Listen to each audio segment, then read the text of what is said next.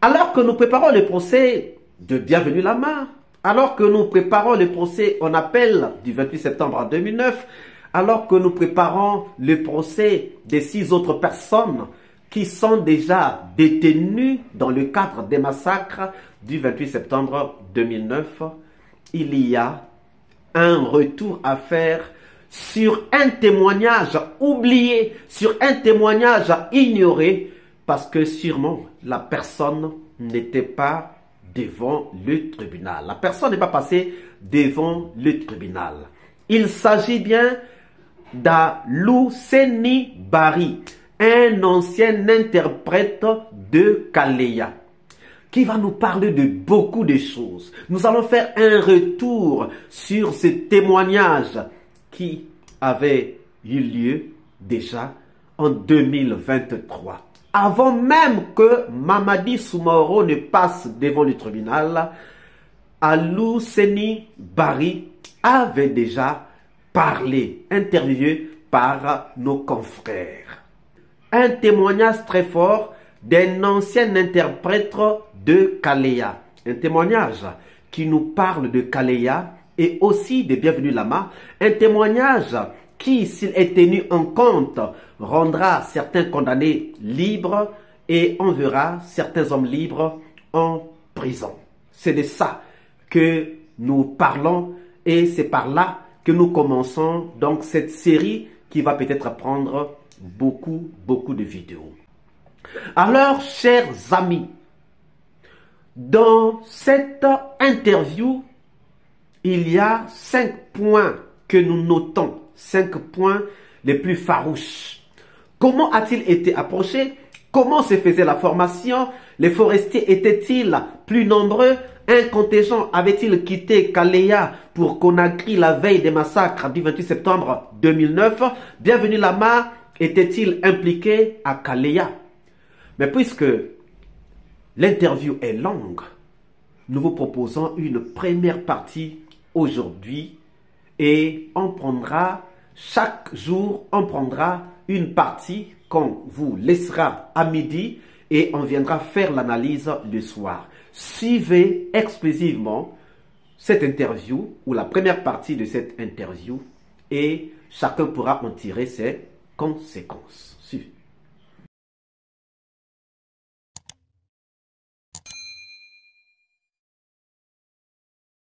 Recrue de Kaleya en tant qu'interprète, je le précise bien. Comment avez-vous eu le contact pour être recruté dans ce centre? Merci pour la question. Je crois que c'est même Alceni là. Parce que, étant camarade de promotion, quand il a été alerté, je crois qu'il m'a informé. Et ensuite, en me filant le numéro d'un certain Tonkara. Tonkara, c'était lui qui était le chef de projet. En fait, c'est lui qui a eu le contrat. Okay. De recruter des interprètes. Recruter des interprètes. Okay. Il était là, il était avec un certain Diallo. Diallo Sané. Lui aussi, je crois qu'il est au Japon maintenant. Donc, pratiquement, il y avait déjà ils étaient les tout premiers à aller à Kaleya. Il y avait assurément d'autres interprètes là-bas pour un premier groupe. Mais ce premier groupe, il paraîtrait qu'il y ait des incidents.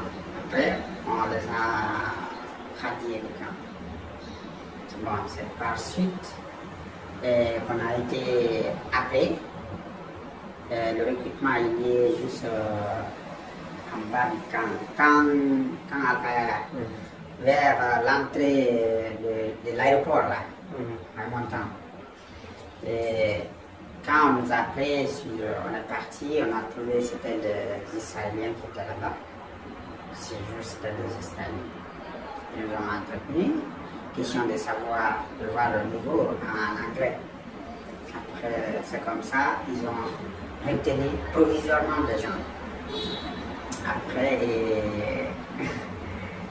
quand ils nous ont retenus, après ils nous ont indiqué le jour du départ. Donc, Personnellement, je me suis embarqué avec des amis. On n'est pas parti dans un véhicule militaire. Après, on est allé à Forêt-Calia. Et quand nous sommes allés à Forêt-Calia, on est descendu à l'hôtel Bafila. Bafila, après, je crois qu'il y a eu un entretien, un petit entretien. Mais bon, les gens ont dit qu'ils ont été soumis à un test de mensonge auquel moi, je n'ai jamais été soumis. Il paraît qu'il y avait une machine là-bas qui détectait le mensonge. Dans le groupe, Que les instructeurs là avaient envoyé. et que certains de vos collègues Ont été soumis à ça. ok, Et il y en a beaucoup qui n'ont pas été sur le terrain. ok, Donc, Alcé est là. ok. Ils ont été retournés à partir de là. C'est peut-être parce que peut-être il a dû mentir, peut-être. Je ne sais pas. Est-ce que vous, Mais- vous avez été soumis à ce test de mensonge? Je le dis, je n'ai jamais été soumis. Les gens m'ont dit, mais moi, je n'ai même pas vu la machine là. D'accord. Et moi, je n'ai jamais été soumis à ce test-là. Ça, c'est à partir de l'hôtel où C'est à vous partir avez débarqué. Oui, à partir de l'hôtel Bafila. Ok. Bon, après ça, nous,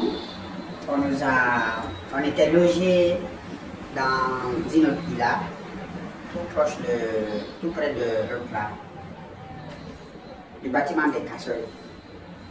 Ok, toujours À Forêt-Calia. Oui. Donc, après l'hôtel, Mhm. après, comment on appelle ça, cet entretien, nous, on nous a conduit au logement, là où on devait loger les interprètes. Nous sommes allés là-bas. Bon, après ça, moi, je me suis dit que le test réellement dit s'est passé sur le terrain. Mhm. Et quand on nous a débarqué là-bas, le lendemain, on est parti directement sur le terrain. Quand on est parti sur le terrain, Au centre d'entraînement? au camp, oui, au camp Calia. Ok. Quand on est allé sur le terrain, on a assigné chaque interprète à un instructeur. Et moi, ils ne me l'ont pas dit, mais mon intuition m'a fait savoir que c'était là le test. Donc, les instructeurs, bien sûr, il y avait 3 groupes. Il y avait des Américains, il y avait des Sud-Africains et des Israéliens. C'était ces gens-là. Après, quand on nous a assigné à un instructeur chacun, donc il était question que tu veilles, non seulement que tu veilles sur ton instructeur, parce qu'il pouvait disparaître. Le temps était un peu large. Il pouvait disparaître sans que tu ne le retrouves. Ou bien, si tu n'interprètes pas réellement bien, et voilà, moi je me suis dit que c'était ça le test réellement. D'accord. Donc beaucoup ont été éliminés à partir de ce jour, sur le terrain aussi. Il y a un premier groupe qui a été éliminé à l'hôtel Bafila, Mhm. et il y a un second qui a été éliminé sur le terrain. Donc, pour reconstituer, quand vous avez quitté Conakry, vous avez débarqué à l'hôtel, il y a une première décantation. Certains ont été éliminés là. Le groupe qui a été admis a été dirigé au camp. Pas au camp d'abord, Enfin, au logement. Au logement. Oui. Là également, On a passé la nuit. vous avez passé la nuit avec chacun un interprète, c'est ça? Oui, nous les interprètes seulement, on a passé la nuit D'accord. dans Ok. la villa. Ok. Maintenant, le lendemain, Mhm. on nous a... En fait, chaque matin, on va à l'hôtel Bafila, Ok. histoire de s'embarquer et aller au camp. Ok. Il y avait un bus qui était là pour aider les instructeurs et les interprètes. Donc, on a venu embarquer le véhicule, le bus, après on est parti au camp. Ce processus-là a duré combien de temps? Bon, le premier jour, c'était juste, comme je vous l'ai dit, un premier contact où ils ont testé les gens. Selon ce qu'ils m'ont dit, hein, moi je parle de qui, ils ont testé les gens contre le mensonge.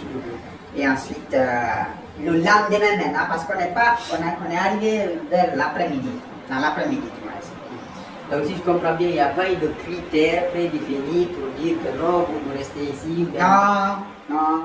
Ils vous ont observé à la tâche. Ils nous ont observé à la tâche. Même ce qu'il a dit, que les gens étaient recrutés sur la base de... On y viendra, on y Voilà. viendra. Voilà. On y viendra. Donc, après, nous, on a embarqué le bus, on est parti au camp. Et il a prétendu que vous, Monsieur Leno, par exemple, Tolno. Monsieur Tolno, par exemple, vous avez une influence beaucoup plus que les autres. Peut-être à cause de votre patronyme, ou je ne sais pas par quelle autre magie. Non, j'étais le seul, je dirais, j'étais le seul forestier et le seul ici, parmi les interprètes. Il y avait Pate Dieng, Alcé, lui, il disait déjà, il y avait Pate Dieng, il y avait Camara, il y avait Mamar Salou Diallo, il y avait... J'étais le seul forestier, disons. Dans cette cohorte. Oui, j'étais le seul. Qu'est-ce que vous avez constaté à l'intérieur du camp? Quel type de formation ont dispensé aux apprenants? C'était une formation militaire. C'était le militaire qui était en train d'être formé. En fait, il y avait beaucoup de militaires, des soldats qui étaient recrutés pour être formés. Mais il y avait un premier lot de 1000 seulement. Seulement 1000. Ces 1000-là étaient à Kalia. Les autres étaient dispatchés dans d'autres camps. Mais les 1000 qui étaient à Kalia, eux, ils étaient en train d'être formés pour venir prendre le relais. C'est-à-dire venir... ils étaient formés pour le président, c'est comme ça il faut le dire. La sécurité présidentielle. La sécurité présidentielle. Parmi les 1000 là, pour un peu faire la chose, il y avait un groupe qui était de la garde présidentielle et il y avait un autre groupe qui était là, je dirais même 3, il y a un autre groupe qui était là pour assurer la sécurité du périmètre. Vous savez, quand le président se déplace, il y a d'abord un premier groupe qui vient pour assurer la sécurité, ça c'était la sécurité du périmètre. Maintenant, il y avait la garde présidentielle qui venait avec le président. Donc, il y avait ces groupes-là. Mais ces groupes-là, on ne pouvait pas les connaître tout de suite. C'est à l'issue de la formation. Non, le premier groupe était déjà, comment on appelle ça, était déjà mis en place. Ceux qui étaient chargés de garder le président. Ça, c'était déjà connu. Maintenant, il y avait un groupe qui devait travailler avec la garde présidentielle. Ces gens-là devaient être choisis sur la base du mérite. Ces formateurs, vous avez cité 3 groupes, des Israéliens, des Sud-Africains et des Américains. Est-ce que chaque nationalité, si vous me permettrez, avait un groupe spécifique à former? À former, non. Non. Il n'y avait pas de spécificité. Ils étaient tous là pour la formation. Pour former les soldats. On n'avait pas assigné une nationalité à un autre. Mais il y a quand même, j'ai envie de dire, peut-être ce sont des préjugés, je n'en sais pas, mais est-ce que vous, Monsieur Tolno, vous avez constaté que la plupart de ces personnes qui étaient recrutées, ces milles-là, la majorité étaient originaires de la région forestière? Absolument, oui. Absolument, oui. Cela ne veut pas dire oui, comme vous l'avez si bien dit. En fait, chacun d'entre eux avait un quota. Chacun avait ces gens là-bas. Chacun d'entre eux avait ses gens. Tumba avait ses hommes là-bas. Pour peut-être un peu plus loin, je vais parler de ça. J'ai failli même avoir des problèmes à cause de haine de cette protégée. Comment vous avez compris que ceux qui gravitaient autour du président Dadis, Tumba et d'autres hauts gradés de l'armée avaient des éléments dans ces milles qui étaient à Kalea? Voilà. Pour le cas dont je viens de vous parler tout de suite, ce petit-là, il était dans le régiment où moi je faisais l'interprétation. Il s'appelait Soumaoro. C'est Soumaoro était dans le régiment où je faisais l'interprétation, régiment Bravo.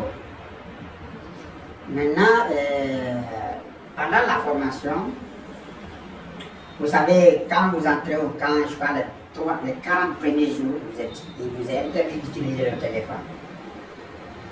Et comme le petit était là-bas, je ne sais pas quand il était allé téléphoner, s'il téléphonait à Tombaba ou s'il téléphonait à une autre personne. Se nommé Soumaro. Maintenant, il est allé, moi je ne le savais pas, hein, c'est par après que j'ai su ces détails-là. Après, nous sommes comment on appelle ça? Il est allé, il paraîtrait, téléphoner en brousse. C'est comme ça, ils se sont mis à sa recherche. Et ensuite, on le trouve en brousse, en train de téléphoner. Et par la suite, on l'arrête. On l'arrête, on l'envoie au camp. Et on le met en prison. On a fait 2 séances, 3 séances, on ne le voit pas. Lui aussi, il avait un ami là-bas. Ce dont j'ai oublié le nom. Soumaro là avait un ami là-bas. Maintenant, l'instructeur, capitaine Dupri, demande, ah, il y a un élément qu'on ne voit pas ici, ça fait très longtemps, on ne le voit pas. Capitaine Dupri. Lui, il est sud-africain. Okay. Il dit, on ne le voit pas. Après, son ami, l'ami de Soumaro là, nous a dit que Soumaro est incarcéré, qu'il est en prison. Au camp là-bas. Bon, comme ça, on s'est mis dans la démarche de libérer le petit parce que sinon, ça allait nous prendre le temps, ou soit il n'allait pas comprendre, ou bien ça allait nous prendre le temps de revenir sur les cours qui étaient déjà dispensés. Ouais. Donc, on est parti auprès des capitaines bienvenus. Ok. On a demandé. C'était le commandant du camp. Oui. Après, on a demandé qu'on ne voit pas, on n'a pas vu un élément, ça fait 3-4 cours, on ne le voit pas. Et s'il continue à s'absenter du moins, c'est là que je jouerai sur sa formation. Donc voilà, on a plaidé pour lui auprès des capteurs bienvenus afin qu'il soit libéré. Il y a eu des tractations et finalement, heureusement, le petit a été libéré. Pour le petit, c'est moi qui l'ai aidé à être libre. Vous comprenez? Okay. Donc, quand il est sorti, il est devenu très ami à moi. Il a beaucoup aimé l'acte, quoi. Ouais. Donc, on a continué comme ça dans l'amitié. Chaque fois, il s'approche de moi, chaque fois, il s'approche de moi. Maintenant, voilà. Vous venez donc de suivre la première partie d'Alou Seni Bari, interprète à Kaleya. Je ne voudrais pas faire de commentaires. Je préfère que vous puissiez d'abord réécouter et nous viendrons dans la prochaine vidéo faire le commentaire. Si cette vidéo vous a plu, ne manquez pas de laisser vos pouces bleus, de commenter, de partager. Et si vous n'êtes pas encore abonné, c'est le moment de vous abonner. Surtout de ne pas manquer d'activer la cloche de notification afin d'être averti à temps réel de toutes nos prochaines publications. Quant à moi, je vous dis à très bientôt pour une nouvelle capsule et je vous dis ciao.